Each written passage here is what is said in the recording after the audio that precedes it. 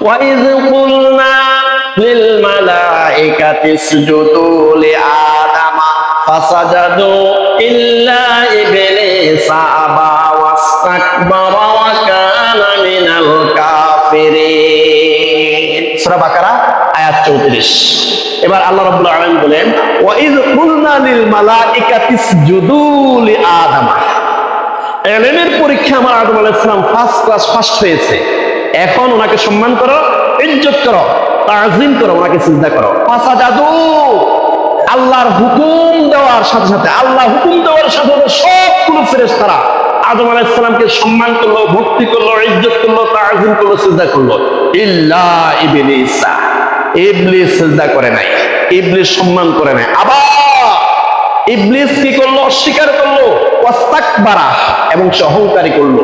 ওয়া কানা মিনাল কাফিরিন, সে কুফরি করে চিরস্থায়ী সে জাহান্নামী হয়ে গেল।